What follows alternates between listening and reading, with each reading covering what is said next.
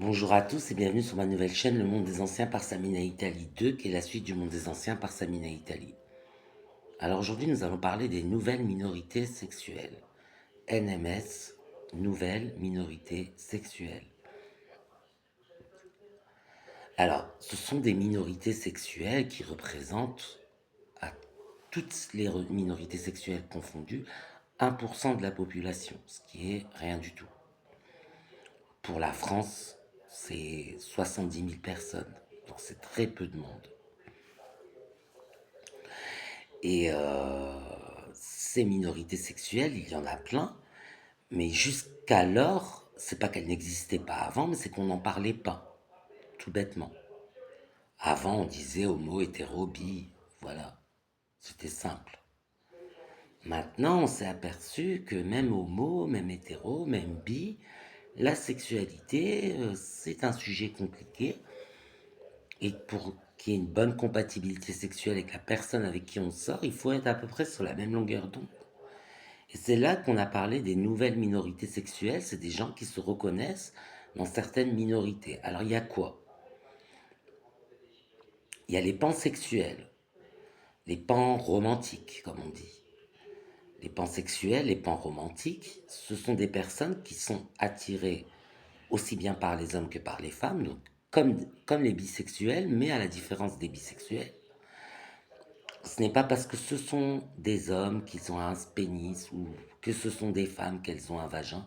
C'est vraiment pour la personne en elle-même. Vous allez me dire, ça concerne presque tout le monde, mais oui, c'est une façon de dire je, je peux aimer n'importe qui, mais c'est pas pour son sexe. Voilà, c'est tout simplement ça. Ensuite, il y a les grès sexuels. Les grès sexuels, ce sont des personnes qui peuvent ressentir de l'attraction, mais qui préfèrent s'abstenir de relations sexuelles, pour des raisons X ou Y. Soit parce que ils estiment que ça a des conséquences négatives, soit parce qu'ils ne trouvent pas ça si chouette, soit parce qu'ils préfèrent construire des relations plus spirituelles, ça dépend. Il y a plein de raisons, mais chacun a ses propres raisons. Donc ils ont de l'attraction, mais ils préfèrent s'abstenir. Ensuite, il y a les personnes qui sont asexuelles. Alors, moi, j'aime pas dire que les personnes qui sont asexuelles n'ont pas de désir. Moi, j'aime pas dire ça. Parce que bien sûr, moi, dans mon cas, je pourrais me considérer comme asexuel. Parce que j'ai quelqu'un qui me plaît beaucoup, avec qui les sentiments sont réciproques, avec qui je m'abstiens de toute relation sexuelle. Pourtant, du désir, j'en ressens. Mais moi, j'en ressens, quand je ressens du désir pour quelqu'un, c'est uniquement pour câlinou, des mots d'amour, et c'est tout. Ça va jamais jusqu'à le rapport, ça va jamais jusqu'à l'érection, jusqu'à la pénétration. Ça s'arrête au bisou câlin et au mot d'amour. Et c'est tout. Alors, est-ce que c'est pas du désir qui m'amène au bisou, au câlin et au mot d'amour? Je sais pas. Je me considère pas comme gré sexuel vraiment, mais plutôt comme asexuel. Moi, c'est comme ça que je le vois. Mais bon, peut-être que je suis un gré sexuel, je sais pas. Mais pour des raisons personnelles, je préfère m'abstenir de toute relation sexuelle. Les raisons sont principalement éthiques, mais bon, voilà. Et les asexuels, ce seraient des personnes qui ne ressentent pas de désir et qui souhaitent cependant trouver une copine ou un copain avec qui ils auraient une relation sans sexe.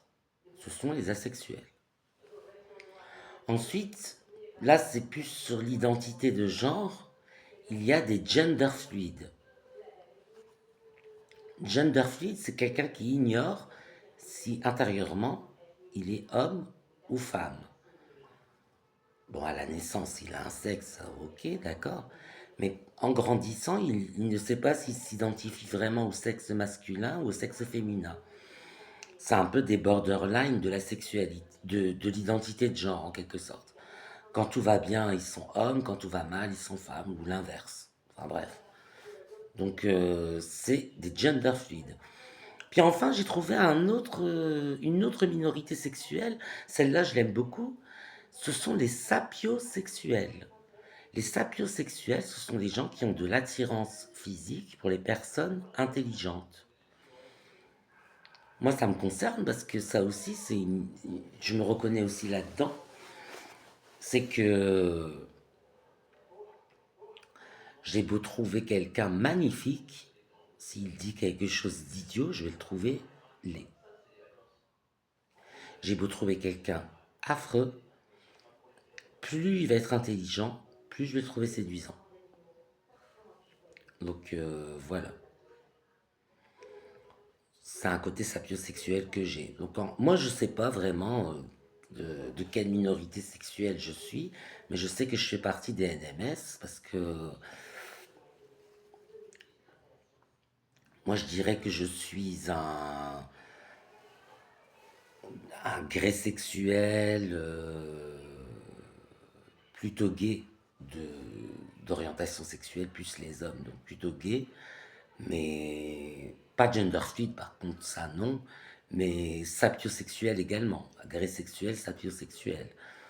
Ça veut dire que du désir j'en aurai, ça je sais que j'en aurai, mais par contre je l'orienterai pas vers une relation sexuelle, mais plutôt vers des bisous câlins et des mots d'amour. Voilà.